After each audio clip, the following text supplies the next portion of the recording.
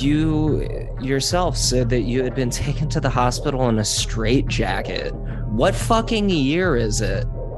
Are, like, seriously, what's next? A fucking lobotomy?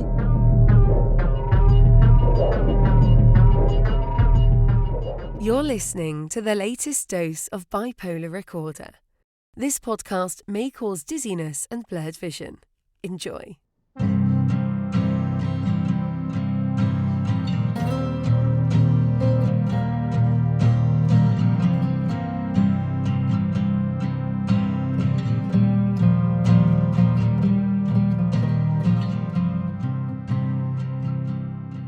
Welcome back to Bipolar Recorder.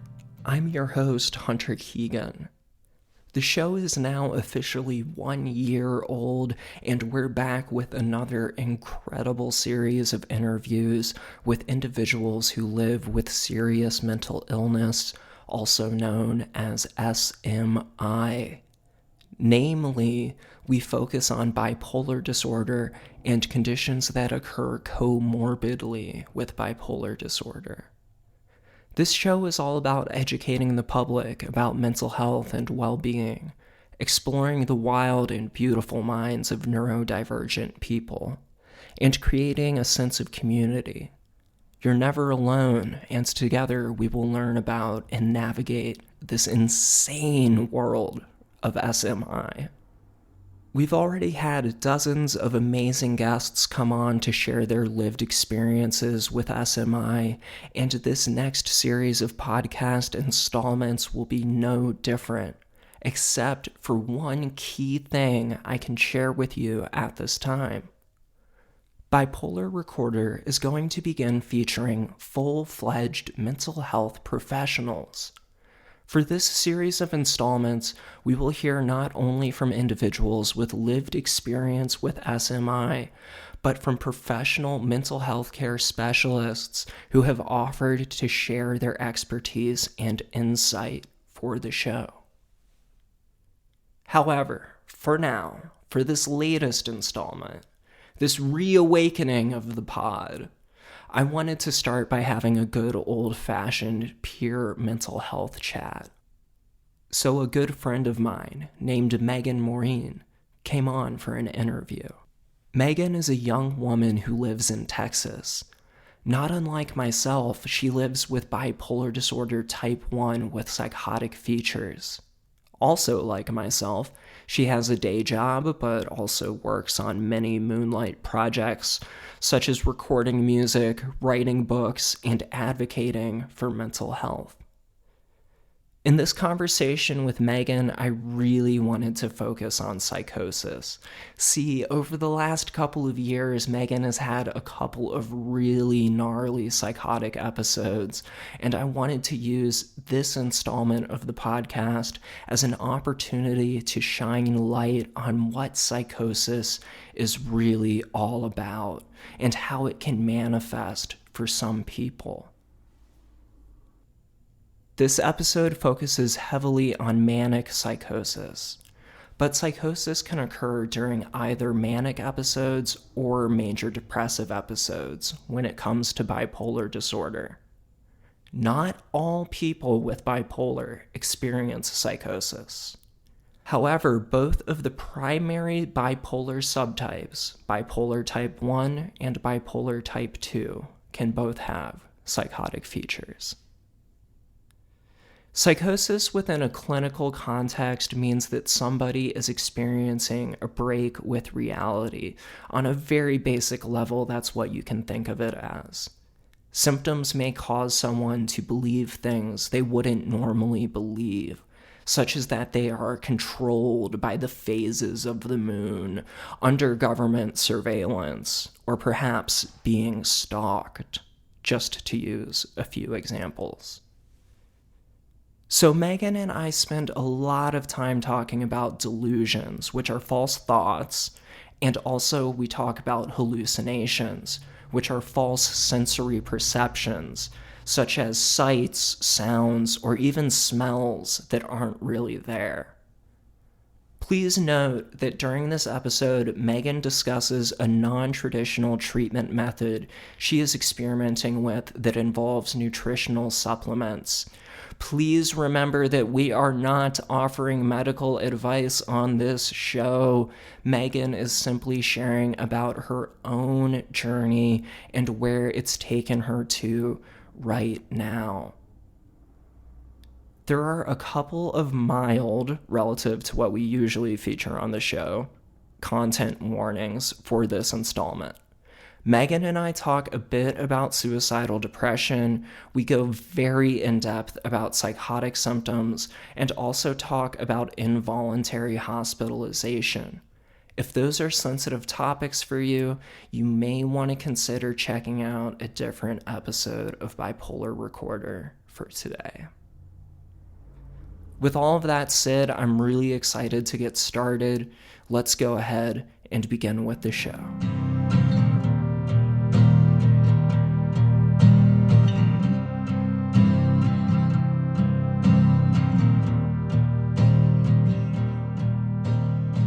Today, I am joined by Megan. She is a young woman who is living with mental illness, hailing from the state of Texas, and she has been so gracious to join us today. I can't wait to speak with her. She's not just a friend of the show, but a friend of mine, someone who I've had a lot of opportunities to work with creatively, and she's just great. So, Megan, I just wanted to turn it over to you for a second, and we can start with the basics. Do you maybe want to just talk about how old you are, what your diagnosis or diagnoses are, and start from there? Yeah, absolutely. And thank you again for having me. I'm so excited to be here. So like you said, my name is Megan. I am 30 years old. Wife and a mother to 2 children. Drives me crazy. I work full time in like the medical field, like behind the scenes. I homeschool my kids. With a diagnosis, I think it all started around age 16, but just to jump in now, what is the formal diagnosis? the formal diagnosis is bipolar 1 with psychotic features. Okay, bipolar 1 with psychotic features. That's what I have too. We're part of the bipolar 1 club. Very cool stuff. So I'm sorry, you were saying that the symptoms had started around 15 or 16? Yeah, started around then. Then it seemed to have kind of vanished, stayed dormant for 10 years. And then after some different various traumatic events, when I was 26, things started happening, amplifying over the coming months. I got diagnosed January 2019. So you were formally diagnosed in January of 2017 or 2019, you said? 2019, yeah. 2019. At the Behavioral Health Hospital, yeah. Wow. So you'd been living with those symptoms for a very long time before you got into proper treatment for them. Definitely, yeah. The majority of the symptoms were really a few months before my diagnosis, but I did experience minor things when I was like 16. Okay. What kind of minor things would you say that you were noticing? So it doesn't sound minor, but compared to when I was older, when I was 16, I faced suicidal depression every night. And it seemed to be more at night versus all day. Another thing too is I think I might have been experiencing a bit of psychosis because it felt like there was something in the room watching me. And some people can take that as either spiritual or science, whatever you want to call it. I was experiencing something very much like paranoia, delusion, hallucination type of ordeal in my mind. So that was very minor compared to when I got older. Well, minor relative to where it got to, but that's still extremely distressing. The feeling of Yeah. being watched, of being observed, that's really scary. Paranoid delusions like that are something that I've experienced a lot when I've had symptoms of psychosis. So I think that, yeah, possibly maybe that was a precursor, an early warning sign or something, but we'll never really know, unfortunately, as is the nature of living with this type of condition. You said there was a triggering event that really started exacerbating those more relatively mild symptoms when you were 26. Do you want to talk any about the triggering event? Yeah, so one of the events was I had natural childbirth with my daughter, which I didn't have with my son. With my son, he's 2 years older than my daughter. I had, all the pain medication with him, so it wasn't exactly traumatic. With my daughter, ever since then, as well as another traumatic event, that's when I really started to go downhill. The other traumatic event was more like emotional. I want to call it emotional abuse, but at the same time, it's like I feel like abuse is intentional, and I think it might not have been intentional. I think for me, I'm kind of a sensitive individual, especially after, like with postpartum depression. I think that also amplifies my feelings to react a certain way in certain scenarios. So I think postpartum depression, lack of sleep, because I wasn't getting a whole lot of sleep. Mm-hmm. With the schedule I was on, I really was staying up all night, and I would not go to sleep until like 6 a.m. So I think there was a lot of I don't know, there were like little things here and there, but I think they just all added up, and my brain just kind of had a trauma response to everything. So, and just to be clear, do you think that the traumatic childbirth was what the trauma response was, or do you think it was the emotional abuse, or both? I think it might have been both, because the emotional abuse, if I'm going to call it that, it had been going on for years, you Mm-hmm. know. I mean, I can't even count how many years, but everything had hit me after my daughter's birth. Mm-hmm. Why?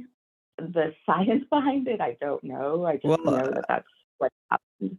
I mean, it's a crazy significant life event. I mean, it's a very physical event. It's a very emotional and spiritual event too. I think that having such a major, I don't want to call it a stressor, but in this situation it was a stressor. Like that could totally trigger a major mood episode or another type of episode. I could absolutely see that. Yeah, definitely. Yep, ever since she was born, things just spiraled out of control. I'll say that speaking with young mothers, younger mothers, whatever, um, something that has come to my attention just within like the last 6 months that I've never thought about as a male, you know, like childbirth is pretty fucking intense for a lot of Yeah. people and a lot of women. I've heard have told me are like, yeah, I was traumatized from that. That was very, very unpleasant or very, very intense or whatever you want to call it. So I Yeah. wonder how many people out there are in your very situation. It must not be uncommon. Yeah, a friend of mine, she had actually sent me something a few months ago. I forgot what it's called, but it's like it was something called postpartum psychosis. Mm-hmm. Like truly psychosis induced by postpartum, which I thought was interesting. And she thought maybe that's something that I had, but I'm like, I feel like mm, for everything that happened when I was 16, I think, and with my family history as well, my grandmother was diagnosed with manic depression, Mm-hmm. uh, and she also experienced hallucinations. Right. And for the audience, manic depression and bipolar are the same thing. Manic depression is just the older term that it used to be called. But that's very interesting that you have a family history of that. Do you think it goes back further than grandma, or is she the culprit? I know it might, and it makes me really like concerned. Like I know they're gone, but I'm concerned about how they lived, how they were treated. Like, Mm. there was this one man, long story short, he told me there was none of this bipolar back in the day. So I hope you go and have a bipolar free day. And I just ignored him. I was like, Yeah. you're just, I think you're the delusional one, sir. Yeah. Well, I mean, back even 50 years ago, mental health treatment and certainly social stigma looked entirely different, but we see it carrying over into today. But yeah, people suck. There's still a lot of misunderstanding and ignorance out there. It's really unfortunate. The other thing I wanted to talk to you about is we've been mentioning psychosis a lot. I mean, bipolar type 1 with psychotic features. You've talked about having psychotic symptoms as early as high school. For the audience, for a formal definition, a psychotic symptom is something that breaks you away from reality. So, like a delusion or a hallucination that's making you no longer in touch with reality. But I wanted to ask you, Megan, in your own words, what does psychosis actually feel like? Like, what is the experience of psychosis like for you? Because, quote unquote, break from reality, like, what does that even mean?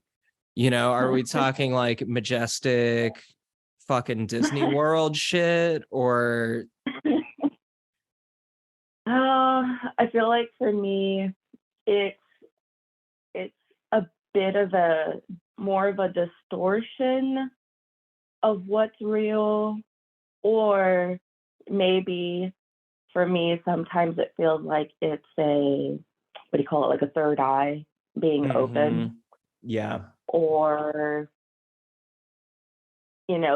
there's like this whole other world behind what we sense, and it's open.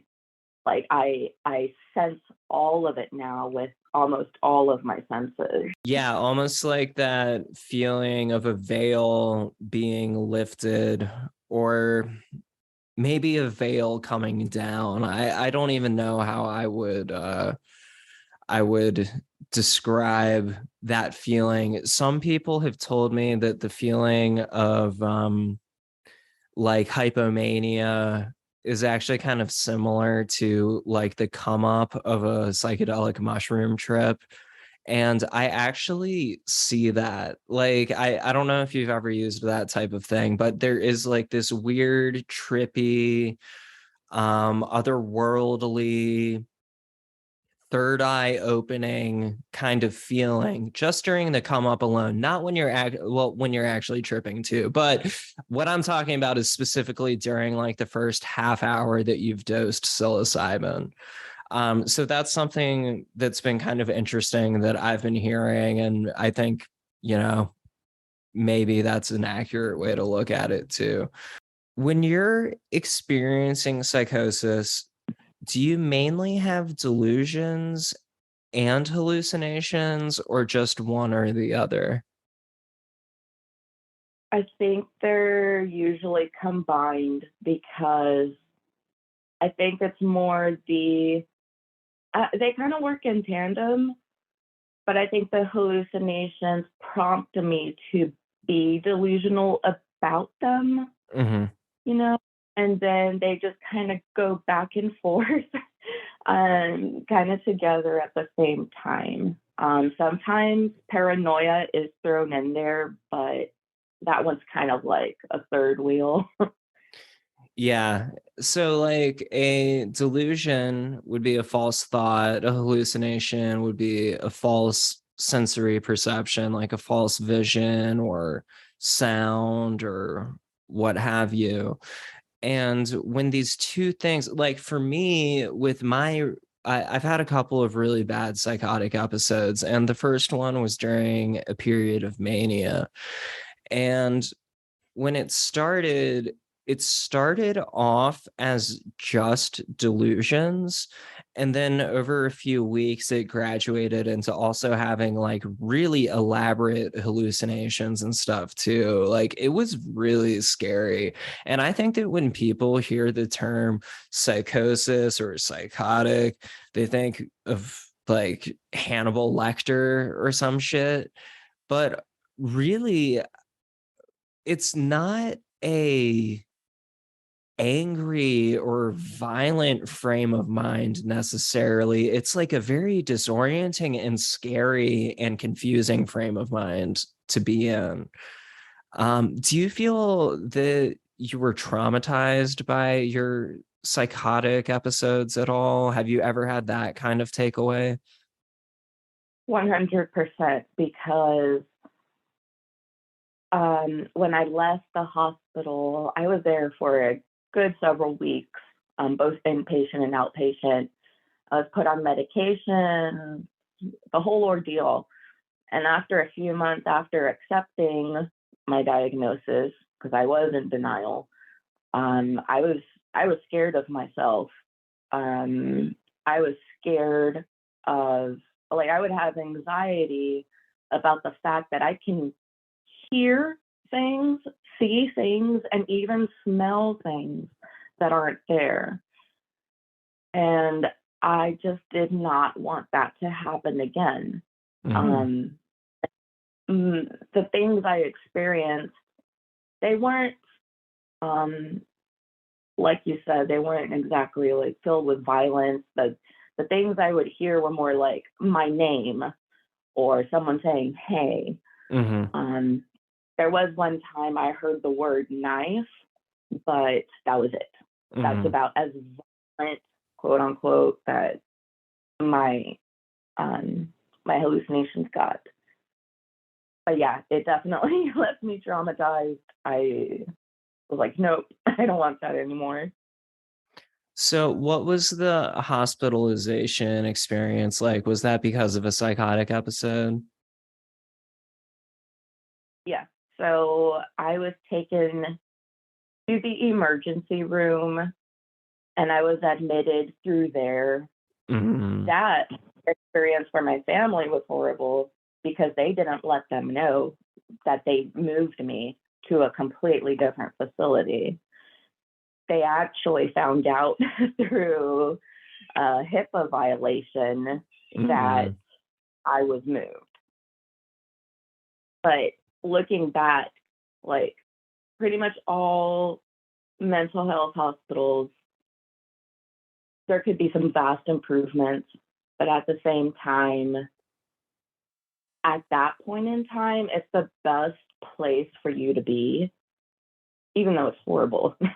um, the outcome at the end of the day is usually good, but getting to that destination is like, wow, it could have been a lot less of a bumpy ride to get out of the hospital.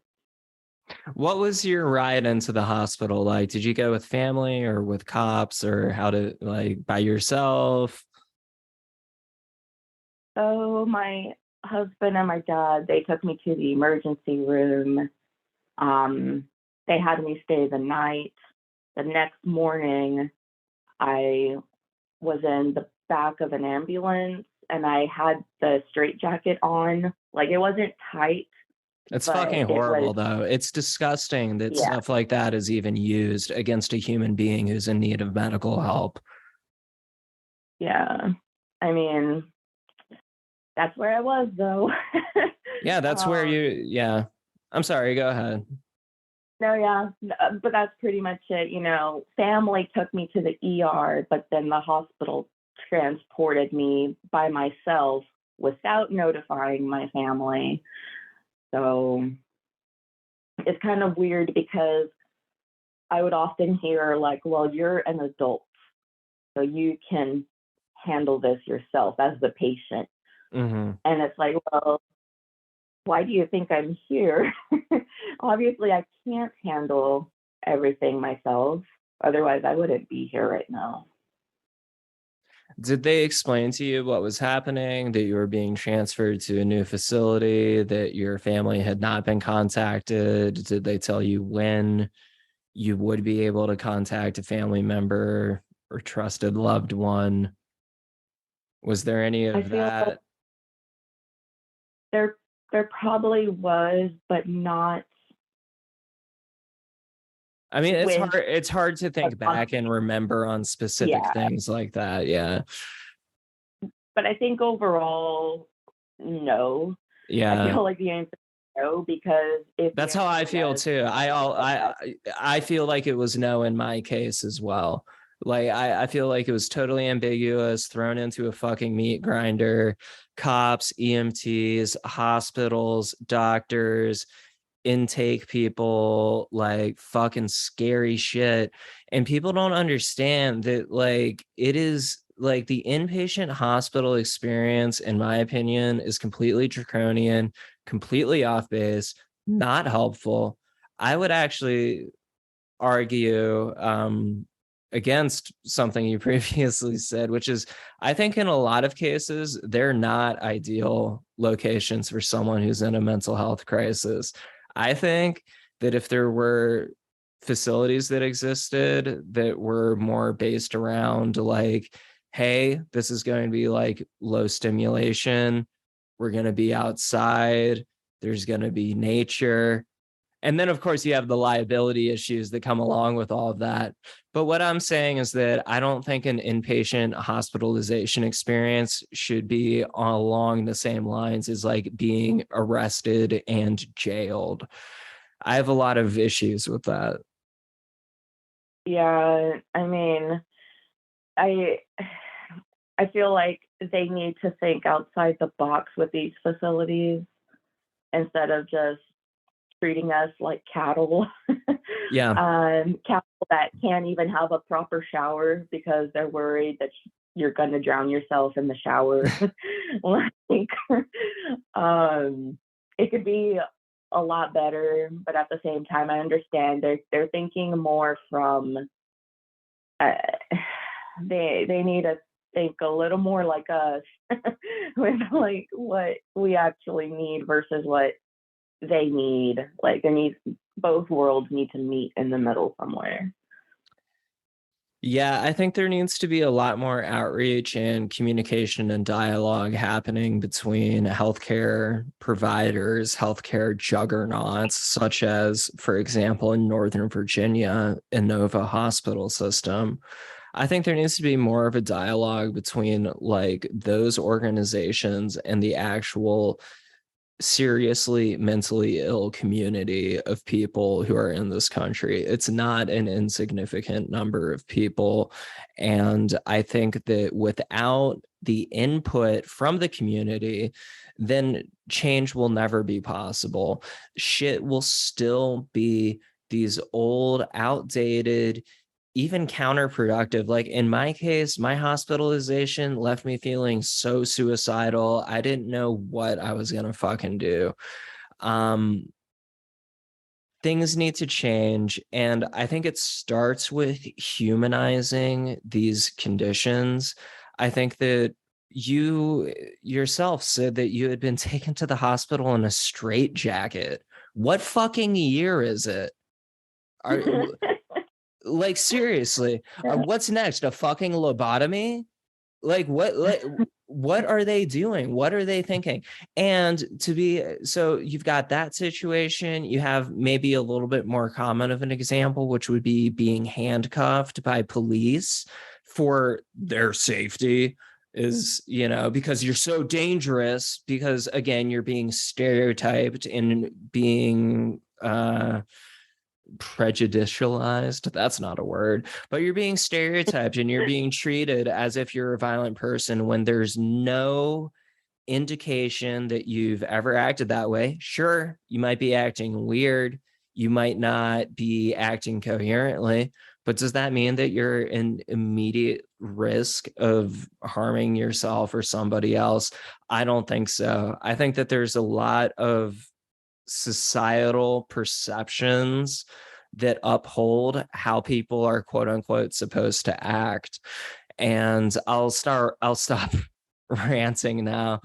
But that's how I feel about it. Yeah, I would say for me, you know, let me say it this way. Sometimes I'll get a comment on an article about someone that did something really criminal or something, and that person who comments on it will say maybe they have a mental illness and they're not medicated. Mm-hmm. And I'm like, first of all, mental illness cannot be the automatic root cause of evil in this world. Mm-hmm. I'll give an example of myself. So I had intrusive thoughts. I would wake up in the morning. Like there was one time I woke up in the morning with the thought that didn't feel like it was my own, that I wanted to hurt somebody.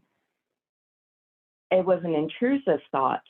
And my own self, this is how it felt. It felt like it was a thought that wasn't my own. And then I had my own separate thought that was like, well, I don't want to do that. I don't want to hurt anybody. Why did I just think that? And I would have these thoughts kind of amplifying. So at one point in the hospital, I was honest about these thoughts because I'm like, look, I'm getting these thoughts. It doesn't feel like it's mine. And I think at one point they were going to have me be, I forget what it's called, but they essentially, you were not allowed to request to be let go. Yeah. I forget what that's called. An involuntary hold. Yes, involuntary hold. So I had that for a little bit because I was honest, because I wanted to get out of here the right way. And you're trying to work with your providers and get the best level of care and all of that. And okay. And I'm sorry, continue. Let's hear how this worked out. I'm sure it went great. Yeah. I mean, the thing is that even though I'm getting these thoughts, it was up to me if I was going to act on it or not. So you cannot blame the evil in this world on mental illness. Some people are just evil, I believe. I agree. Whether you have a mental illness or not, that's a separate conversation entirely.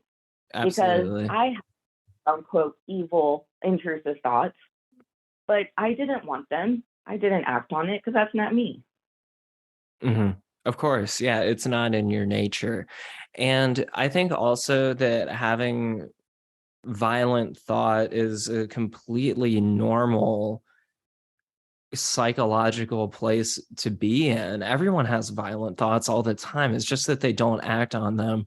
And people who are in treatment, who are on medication, who are doing therapy, who are taking care of themselves, whatever way they prefer, they are proven time and time and time again throughout all these different studies over the years to be at no more risk of being a violent person than anyone else.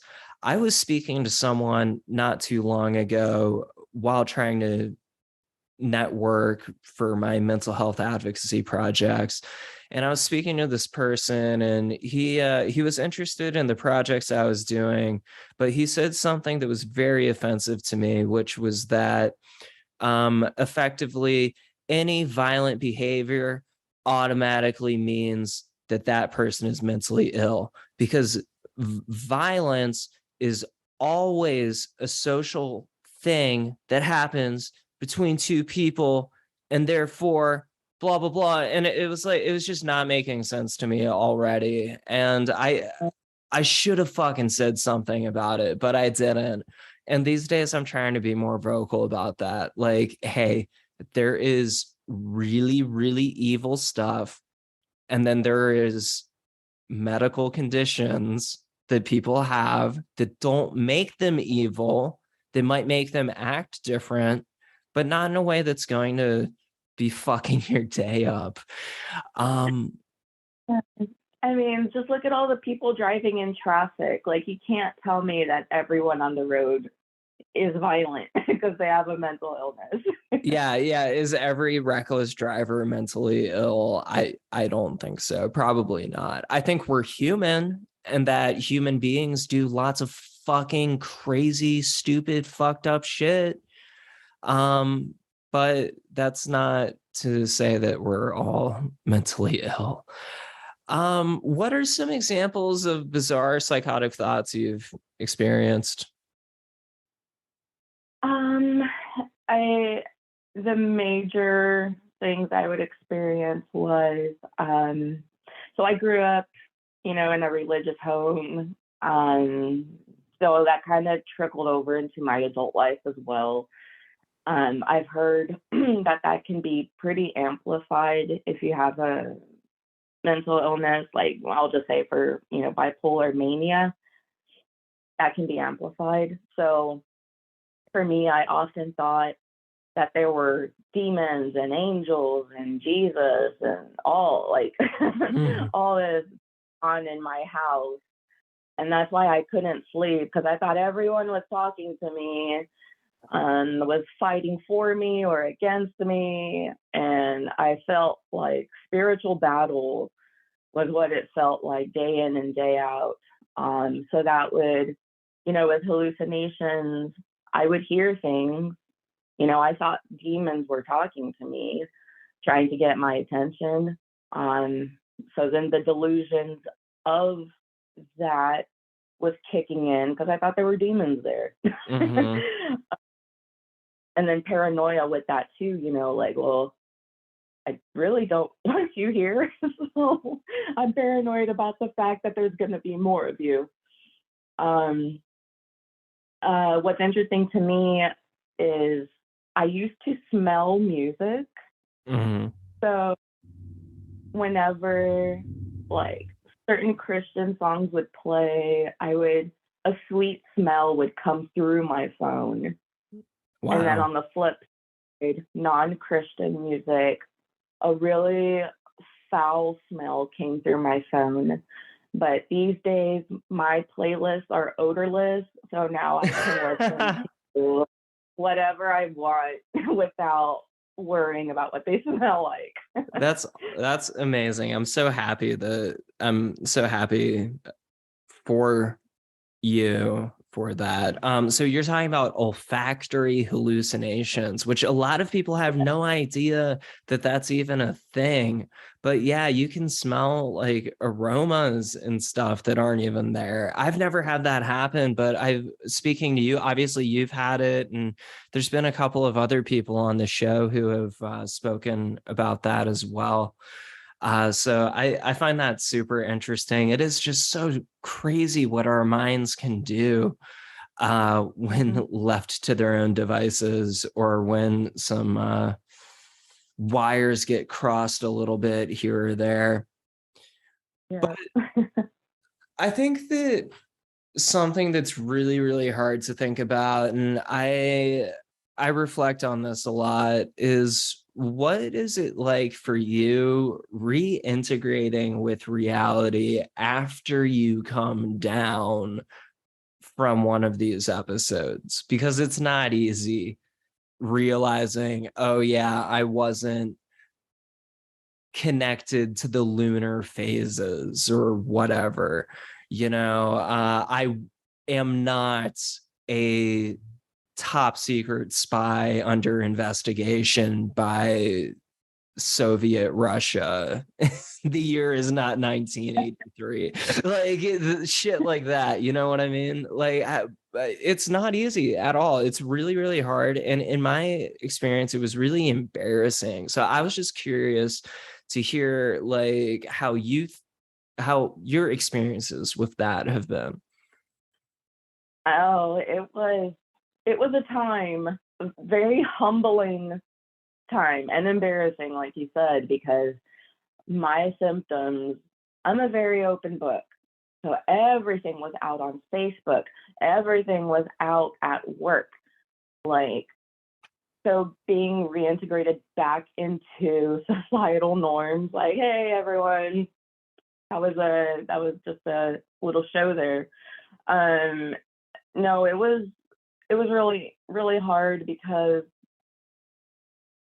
I have my symptoms being pressed down by these medications that have their own side effects.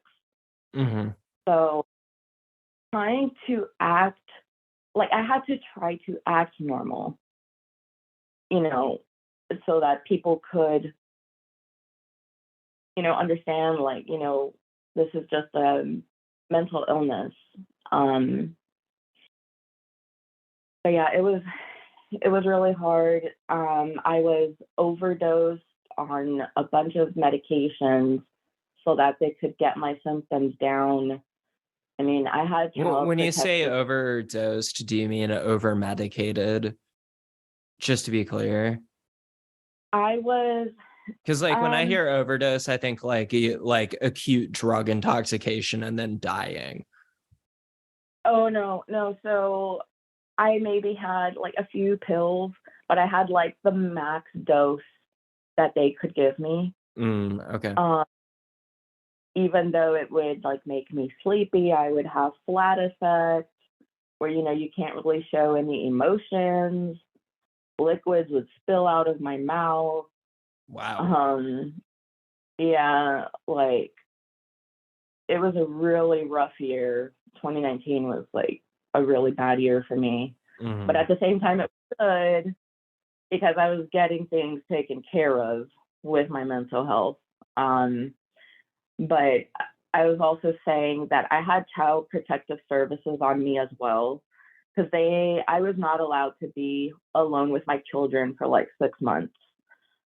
I went from breastfeeding around the clock, and it hurt, but at the same time,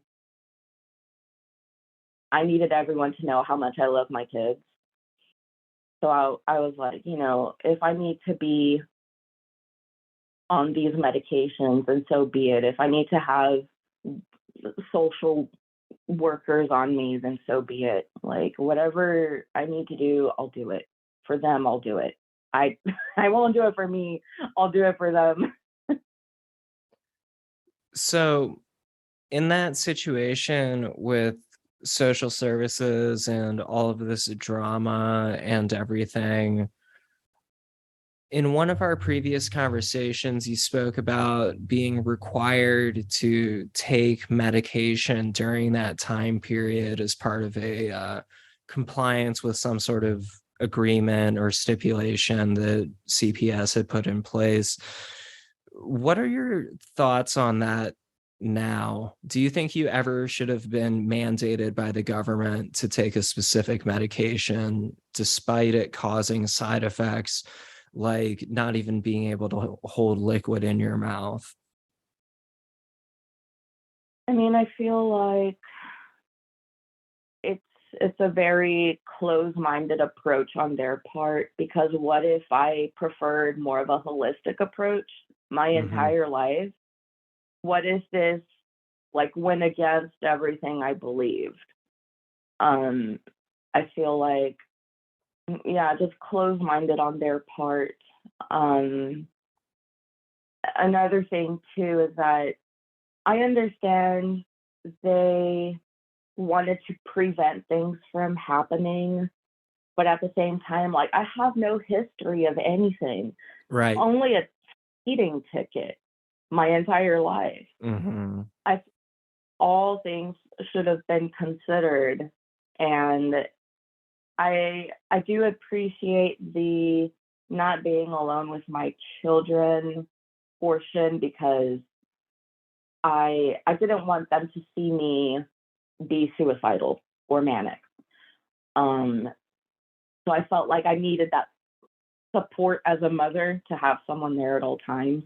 But as Mm-hmm. far as med goes, that's that's pretty strict. That's I don't like that. No. Yeah. Yeah. I don't know. Ever since you told me about that, I've been thinking about it, and it just screams of being fucked up to me. I just have so many issues with that. Not to mention these medications are poorly understood in many cases. Doctors don't know how they work. The DSM-5, the diagnostic manual that, all mental health conditions are categorized by in the United States, a lot of the content in there psychiatrists can't even agree on, and that's supposed to be the formal standard official book. So to think that you could have some layperson in the government saying, oh, well, I think Megan needs to be on a medication prescribed by a doctor so that she can be around her kids, like there's just so many flaws in that train of thinking that really, really, really, I don't know how else to put it. It just bothers me. It's very, very disturbing to me. Yeah. They also had me, which I kind of liked, but they had me do psychotherapy. Hmm. Um, but they also had, which, I didn't need anymore. The doctor said, it seems like you don't really need this. So Therapy I is thought that was it. awesome. Yeah, I really liked her. She was great. Another thing they had me do also, I forget what it's called, but basically it's a bunch of tests surrounding like math and English and like problem solving kind of thing. I guess to gauge my, I guess just where my brain is at in general. Hmm. Um, but that part was weird that they required that. Like, I So feel like they had you do like a full psychological testing battery to yes, evaluate like anything that could maybe be going on. exactly. And it's crazy because I would think that these doctors might have said, these are intrusive thoughts. And I feel like they would have a better understanding of that than me, Hmm. and be able to explain to the caseworkers, like, he doesn't need all this and that, because these symptoms are, this is the nature of them. It's not her nature, it's the nature of the illness. Mm-hmm. But nope, I was just treated like it was just me, and I didn't have a mental illness, but put me on medication anyway. Yeah, but try explaining that to a police officer who has barely graduated high school and does not have, like, not to, no disrespect to police officers, but like seriously, like someone in like a blue collar profession who has no experience with psychological research, treatment modalities, literature, a doctor trying to explain to someone some of this subject matter is very, very fucking complicated. I have a degree in psychology. It's just a bachelor's degree, but I still know a lot more from a formal standpoint and from a lived standpoint than other people do. And I have to remind myself a lot that not everyone in this country fucking goes to college. You can't always have like a really technical conversation with somebody and expect them to be able to like fully comprehend and have the proper takeaways from it. It's like if you were to talk to me about a car engine, I don't know shit about car engines. You're going to be fucking telling me about like cylinders and like how many liters it has in it and shit. I don't know. I'm not a mechanic, but like, I don't know. Do you see where I'm going with this? I don't fucking know, man. No, I hear you. Yeah, I mean, I feel like, especially even for those already in psychiatry and psychology and everything, even they don't fully get it unless they've been through it, you know. So even then, on their side, it's lacking to a degree. They don't understand like what the feeling of seeing the world die is like. Like they don't know what that whole vibe is. I get really, really concerned about what I've been reading lately with the chemical imbalance theory apparently being mostly debunked. The chemical imbalance theory is the one that says that things like depression are due to excessive or depleted levels of serotonin or dopamine or whatever in your brain, different neurotransmitters in your brain, and that these different pills that we take balance those chemical imbalances out. And like, there's all this research coming out over the last 15 or 20 years that is like, yeah, that's not true. Like the medications are doing something, but it's not because of chemical imbalances. So where the fuck do we go from here? Honestly, I feel like, so I'll kind of share my experience with medications and stuff. You know, I'm actually on vitamins now for a good few months now. I'm taking this. This is not a sponsor, okay? This is not a commercial for this, but I'm taking something called lithium orotate, which is an over-the-counter supplement.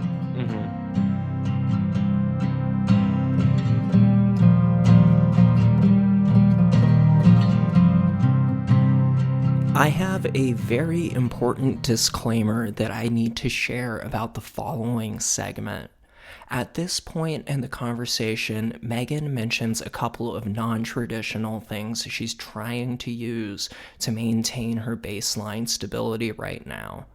She discusses her use of certain vitamin supplements, such as lithium orotate, which is not the same thing as the traditional medication lithium carbonate. They are not the same substance. Please be advised of that. Also note that we are not suggesting that other people try taking any particular course of action in their treatment. Please always exercise due diligence and caution when it comes to treatment for bipolar disorder or any serious mental illness, and consult with a licensed professional if you believe you need to be on certain vitamins or medications, need to have your current medications adjusted, etc. Okay, back to the show.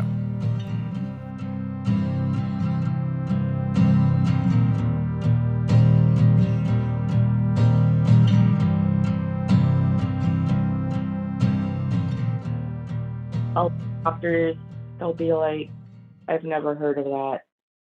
Or if they have heard of it, they'll say, I don't want to put you on it. I'd rather put you on regular lithium because it work. And the thing is that right now, I've been taking the safest dose of lithium orotate for a good few months now. I also make sure I get my sleep. Sleep is super important. So I'm going more about it like from not so much a chemical treatment, but more of a natural environmental treatment. Just like against doctors' guidance. Yeah. Well, let me just say though, just to be clear for everyone, we absolutely do not provide medical advice on this show. That's not what we're about. We're just talking about our experiences and what we're doing and how we're living our lives and how we're currently doing that. So don't not listen to your doctor, but also live your life in a righteous way. Okay, please continue, Megan. Yeah, no, so I think the medication was super important to, I think of it this way. I feel like I went through trauma, which caused an injury to my brain. So I needed that support from these prescription meds, kind of like a cast. I was not able to go walking because if you want to think of it, my bones are broken. I can't go walk. My bones have to heal in a cast before I can move to a splint, crutches, a wheelchair, whatever. So I think right now, I'm not in need of a cast because I am more healed now than I was in the beginning. Yeah. Now, I do need to keep in mind, though, that I am very susceptible to breaking very easily again. So it's kind of like, do I want to live my life with a cast, or do I want to try to play it as safe as I can while find that I may need to go back to that again because I'm easily susceptible to breaking again. Yeah. So you're approaching it cautiously, but you're doing it the way you want to do it and the way that you think is safest for you. Yeah. And I will say, I have no issue. There is no shame in taking these medications. There is no shame in taking it for your brain, your heart, whatever. There's no shame in that. The issue that I had was the side effects and the additional medications I was taking to combat those side effects were not working. But everyone is so different. All the medications are different. Everyone responds differently to the potential side effects that may occur. That, I can only speak for myself, but even though I'm not on medication at this time, I will always be an advocate for it, but keeping in mind what does and does not work for me just because of me as an individual. Yeah. Well, keep being careful with it. I wish you all the best with that. If you do feel like you need to get those doctors involved again at any point, I fully support that. Do you do therapy still? I I tried, but and this is what sucks. It's not affordable right now, Mm-hmm. which is just really fucked up. Yeah. Because if I feel like there should be a tweak in the system that makes it more affordable for people who really, really need it. But no, at this point in time, I am not doing therapy. I would like to, but it's just not in the budget, which sucks. But Yeah. Yeah, I have a private therapist. She is amazing, and she is $200 an hour. It is I insane. believe it. It is Yeah. insane how expensive it is.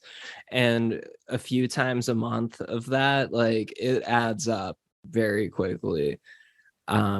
So I feel you there. I hope you're able to get into therapy though, because it's pretty awesome. I really like these days just doing like general talk therapy and just kind of like talking out my problems, hearing a neutral third party kind of like provide feedback or ask questions to help me flesh out my thoughts and ideas more. It's super beneficial for me. So as long as I can keep doing it, I'm gonna keep doing it. Um, all right, let me see. I had just a couple more things here for you.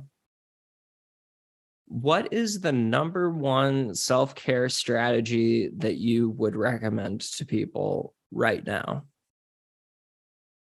Get your sleep. Get off your Yeah. phone. Get some sleep. If Oh you my have to gosh. turn your phone, do whatever measures you have to take to get your sleep. Yeah, no, Um, that's probably like the number one best piece of advice in the entire podcast series is just get sleep. My sleep schedule has been so fucked up lately. I've had all kinds of crazy stuff going on in my life, and I've been getting probably during the week like 2 to 3 hours of sleep a night. And then on the uh, weekends, like last night, I just crashed for like 16 hours.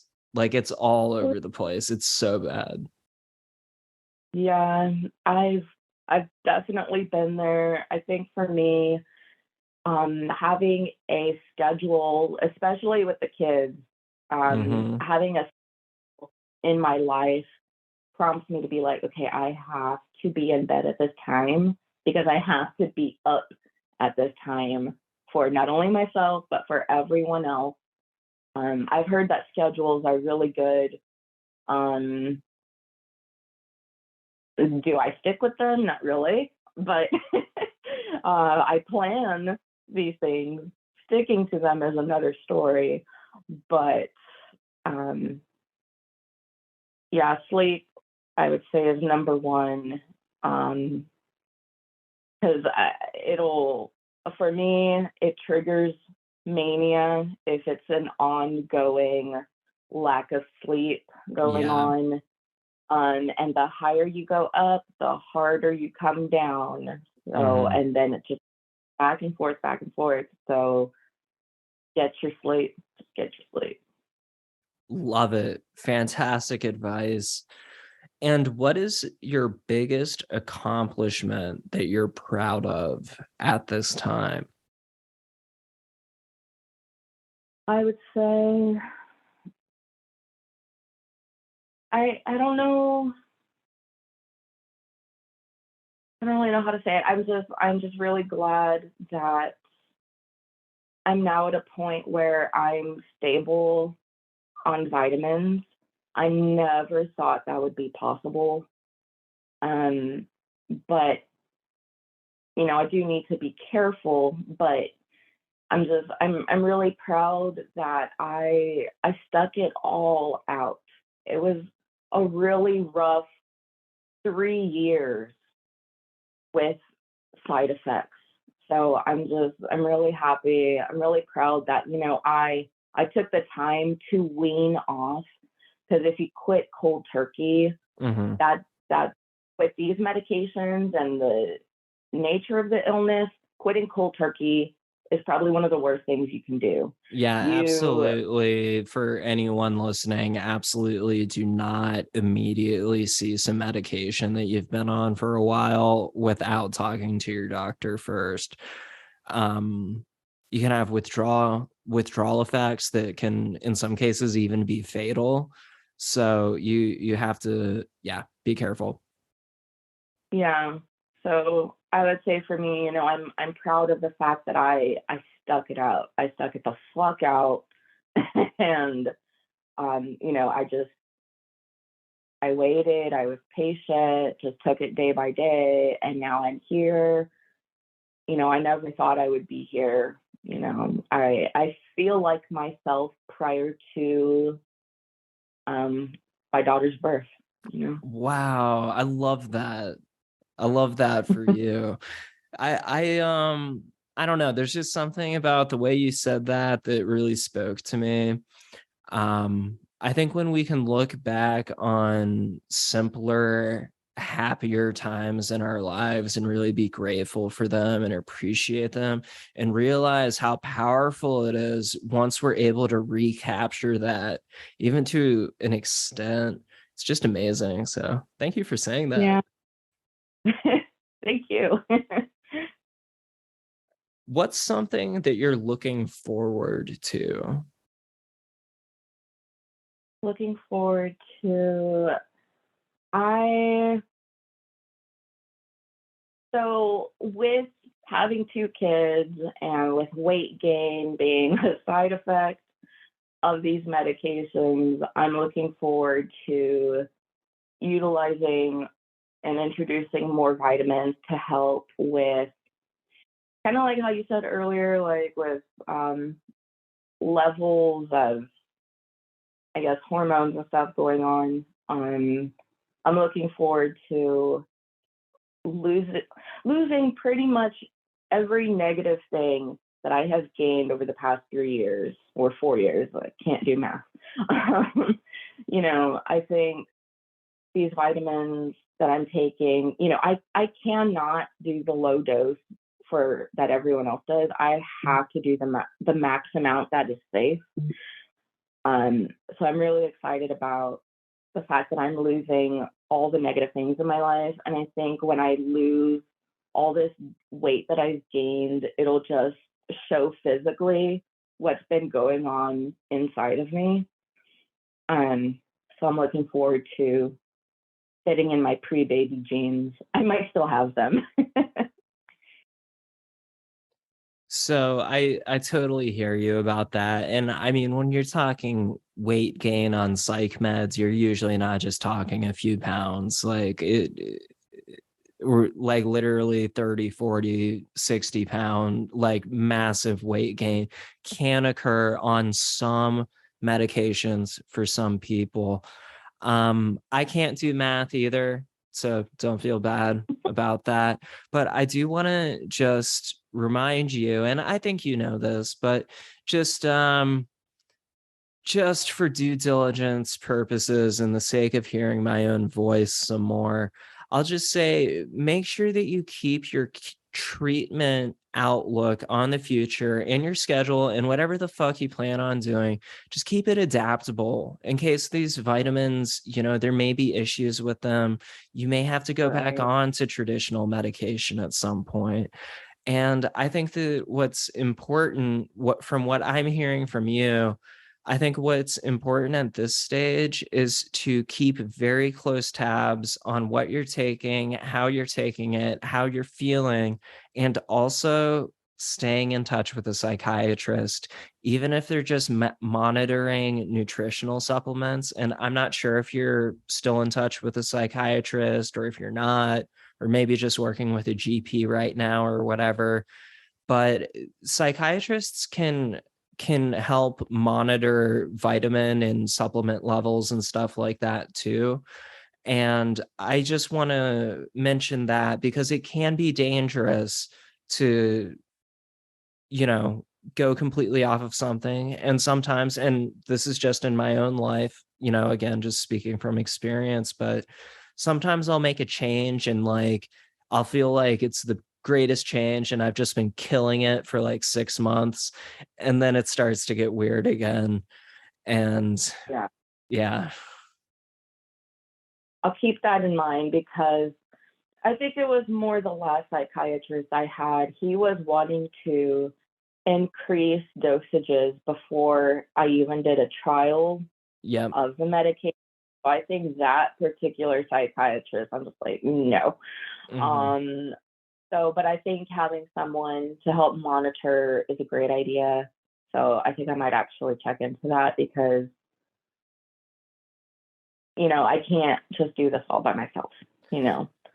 Right. And I mean, especially seeing as you're not currently working with a therapist, like 90% of the reason I do therapy is just so I can have like someone who I trust and who is knowledgeable to kind of keep an eye on my symptoms because sometimes I don't even notice that they're happening, So to have like a professional who you could check in with, be like, you know, this is where I am.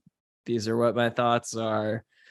The thing is, and this is where it gets really tricky, and this ties back into like trust in the healthcare system and everything, is doctors are trained to prescribe traditional medications.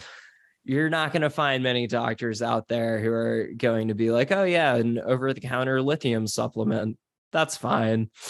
So Megan, really what I'm hearing from you is that you're living like a fucking rock and roll outlaw, doing some Wild West shit, and staying as safe as you can at all times.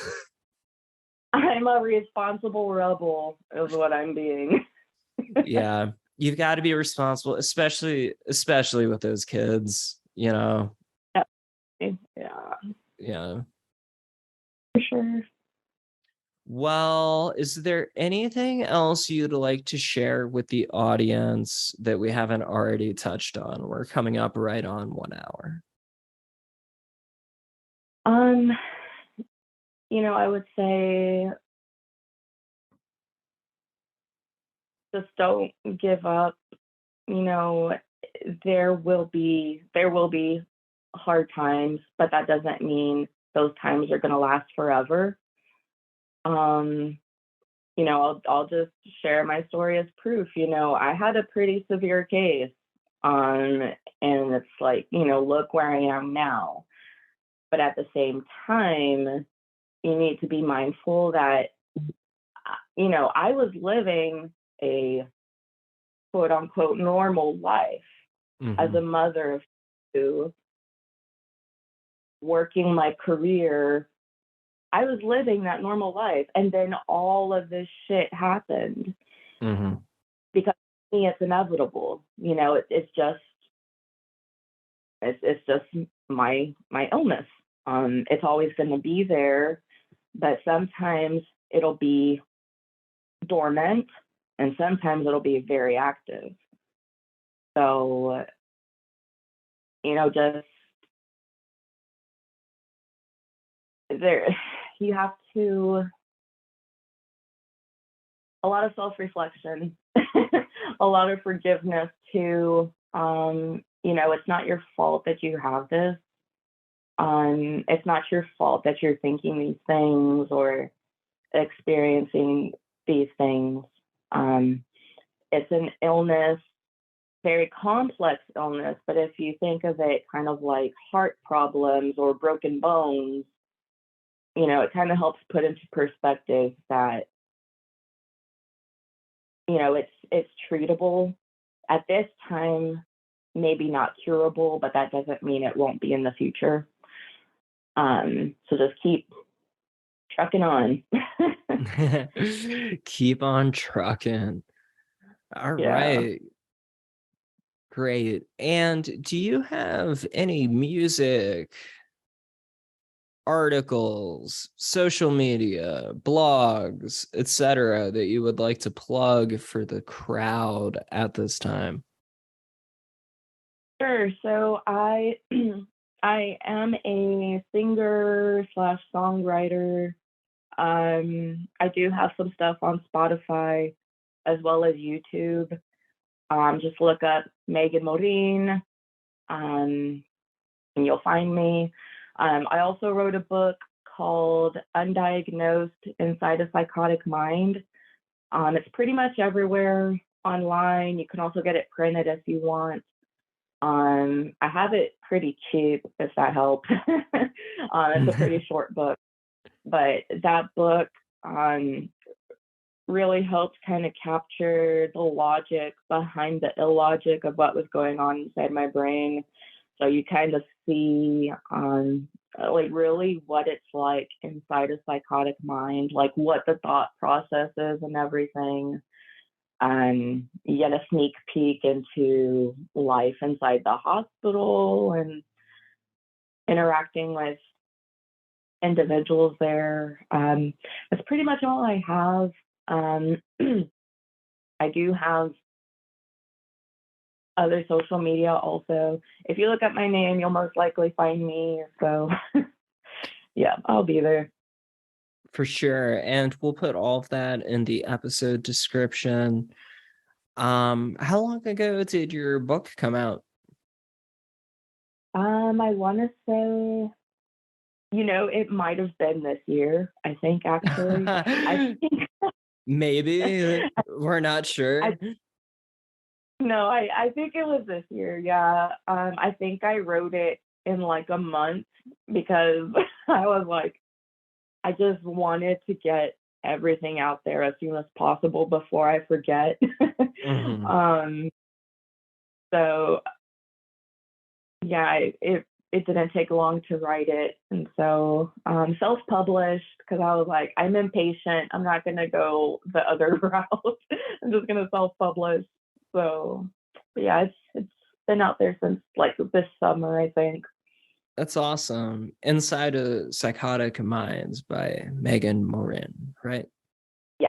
Undiagnosed inside a psychotic mind. Yes. Undiagnosed Inside a Psychotic Mind.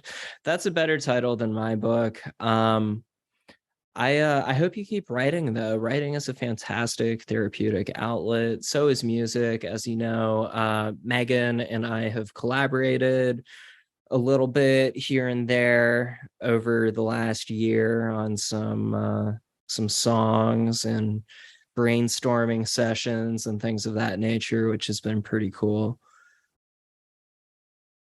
Definitely. It's been fun for sure. I think, I always try to find someone to work with and it never works out. You're probably the only person that it's worked out with so far. So I really appreciate that. Thank you. You made way cooler than if I was doing it myself. Thanks. Well, I'm always happy to help. That's what I'm here for. And Megan, thank you so much for coming on today. I'm glad that we've been able to officially get you into the Bipolar Recorder archives and have your story up on here. You're welcome back anytime. But thank you so much for taking this time out of your day to speak with me about this hardcore stuff. Well, thank you for having me. I appreciate it. And, it's really nice to speak with people who get it so that other people, maybe it'll help them get it a little more too.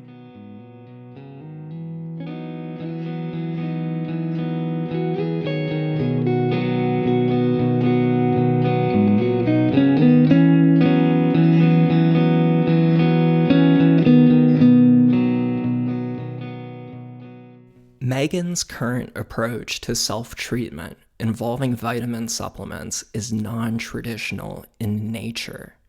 Please remember that when Megan spoke about her experiences with vitamin supplements such as lithium orotate, which again is not the same thing as the traditional medication lithium carbonate that is commonly prescribed for bipolar disorder, she was speaking from personal perspective, not recommending that others necessarily try this out. I just want to be very clear about this because this is not a well-researched area that she is experimenting with right now, and I'm a little bit concerned about that, and I've shared this with her, so just for everyone's awareness, you do have to be very careful when it comes to stuff like that. I hope these stories about psychosis helped you understand that psychosis does not equal violence, and in fact is often more traumatic for the individual experiencing it than for the individuals around them. As I was listening back to this audio, a couple of thoughts came to mind. 1. How can mental health crisis intervention methods be modified to be less traumatizing to people? 2. Megan suffered from severe medication side effects for over a year just so she could stay in touch with her own children. Why does society at large consider it acceptable that people with mental health conditions can be left at the mercy of potentially hidebound, underinformed, and cripplingly bureaucratic government entities such as state social services? 3. When will people start speaking out about these human rights abuses on a larger scale? One way we can get the ball rolling on this is to tell a friend about Bipolar Recorder. These are wild human stories about human beings just trying to make their ways through their throes of human life. Most importantly, though, they are stories of recovery and personal growth.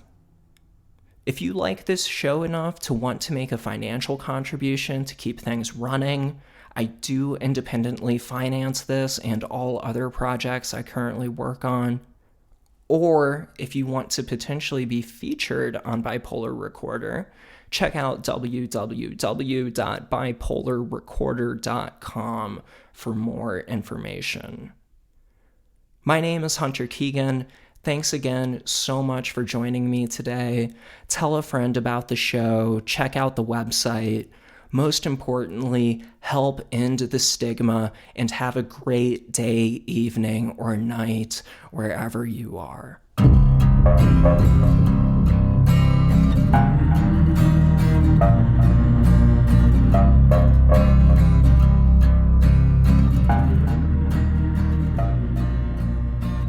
Bipolar Recorder is a listener-supported show.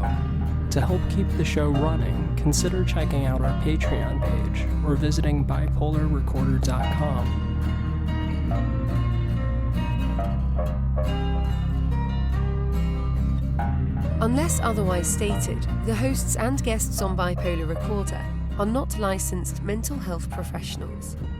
Bipolar Recorder is not a substitute for therapy or professional medical intervention. If you are having a mental health crisis, please contact your local emergency services.